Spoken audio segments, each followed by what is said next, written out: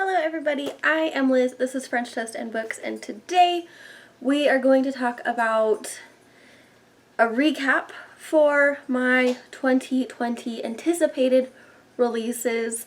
I want to really revisit this video to see if I bought the 20 books that were most anticipated, if I read them, and kind of keep track. Honestly, this is going to be more of a guilt trip video because I did horribly. So let's get right into it. As I said, there were 20 books on my most anticipated releases for 2020. Out of those 20 books, I only read two. First is Infinity Sun by Adam Silvera. I had very mixed reviews on this book, as a majority of people did. I felt like it needed a little bit more fine-tuning.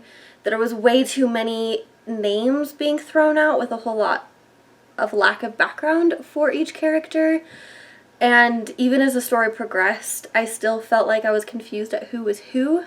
But I am still very interested in the journey, the plot, the progression of the characters, and I'm hoping book 2 fleshes out some of those things that were missing in this book. So I am going to eventually read the second book in the series, which I believe is called Infinity Reaper, but we'll have to wait and see. The other book I read was The King of Crows by Libba Bray. This is the fourth and final book in her Diviners series.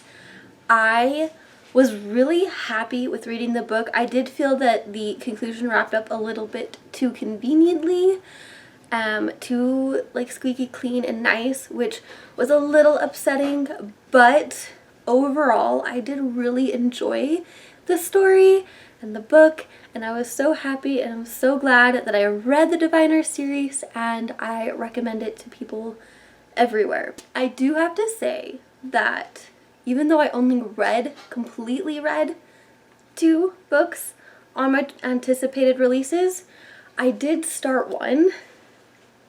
This is Death in Her Hands by Otessa Mashve. I think it still sounds so interesting. I love that it has a elderly lady as the main character because I don't really read books like that. However, I picked this up during my really slumpy last third of the year, and so I thought reading something new would help, but it didn't. I only got about 16 pages in. I do want to revisit it. I was already really intrigued by the writing style. I actually really enjoyed the writing style as I was reading it. Like I said, it was just bad timing for me, so I gotta retry this. Now we can rehash all the ones I bought and didn't read.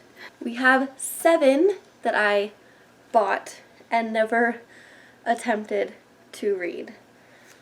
So let's get started. We have first Woven in Moonlight by Isabel Ibanez. I still really want to read this book and I'm pretty excited. I know that the sequel is coming out this year and I am still really intrigued and invested in the story. I just need to read it.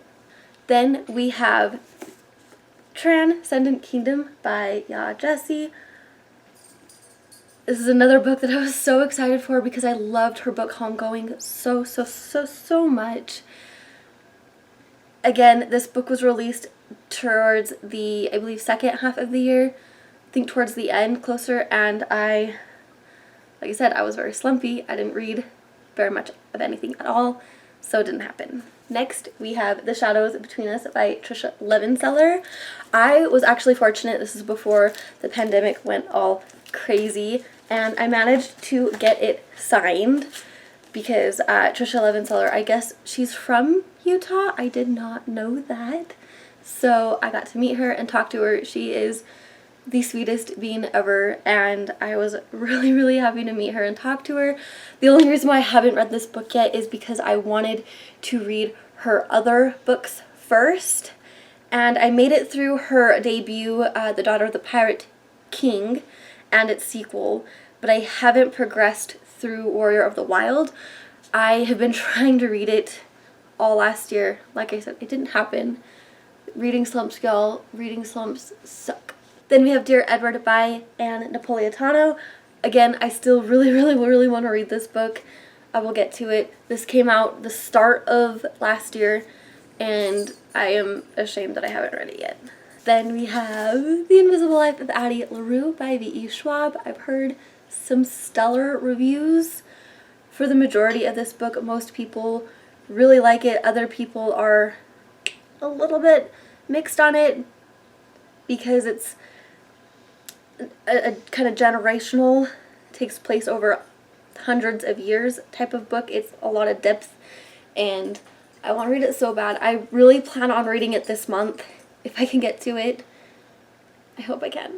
Then we have The Chosen Ones by Veronica Roth. I still really want to read this because it takes place after the Chosen Ones complete their mission and they're traumatized. They haven't really dealt with the grief of being these teenage heroes, and I just want to read it so bad.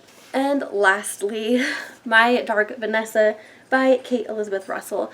This has had some stellar reviews, and I am so not surprised by it. It sounds fantastic. It's going to be one of those really difficult reads because it does involve rape and the manipulative aspects of rape, where you don't really realize it's sexual assault until years later and you're trying to grapple with that. So I need to read it. 2021 will be the year that I actually get reading done. Now, there are 2 books I bought that did come out in 2020 that I haven't read yet, and they were not on my anticipated list, but I did feel the need to talk about them. First, we have Unravel the Desk by Elizabeth Lim. The only reason why it wasn't on my anticipated list yet is because I never read Spin the Dawn, but because I read it last year and fell in love with it, I obviously bought the book, and again, this is one that I really hope to read this month. We will see if I manage that. The next book that I bought, but it was not on my anticipated list, was All the Stars and Teeth by Adeline Grace. This was on some people's anticipated list. I bought this book and I went because she came to Utah to do a book signing with Tomi Adeyemi. So I got to talk to both fantastic authors. They are amazing to meet in person, and just hearing the blurbs and the excitement and everything circling around this book, I am so glad that I did purchase it, and I will eventually read it because sadly I haven't yet. Alright, so now let's get into the books I do not have. There are 10 books on my list, which is half of my 2020 anticipated reads list, that I don't own yet, or I haven't read yet, or attempted to read, or any of those mix-ups that I haven't talked about yet. And honestly, most of the ones on the list I still want to read them. I'm still very intrigued by the synopsis, and they've had primarily positive reviews, so I am still planning on getting them, barring a couple. There were 2 that ended up getting debut extensions. We have A Better Bad Idea, which was extended to March of this year. We'll see if that still happens. I haven't heard a whole lot about the book itself. And then Empire of the Vampire, which was Jay Kristoff. I know that shortly after I released my 2020 anticipated books, he announced that he had to make an extension.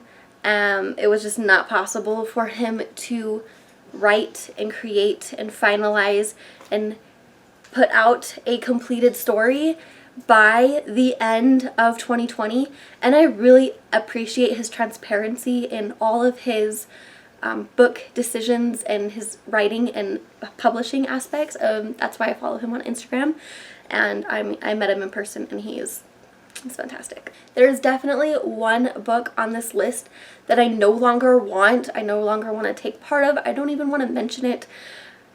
Everybody knows about the controversy of this release. It was a earlier release in 2020.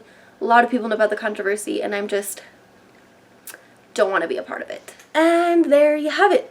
There are all of the rehashings of my 2020 anticipated book releases. I hope you enjoyed this video, and if you do, give me a like, comment, subscribe, all of that jazz. Please in the comments down below tell me, what was your most anticipated 2020 release? Or a couple of them. Did you read them? Did you make your anticipated list goals or not? Please let me know in the comments down below. Thanks again for watching, and until next time, remember that I love you. Bye!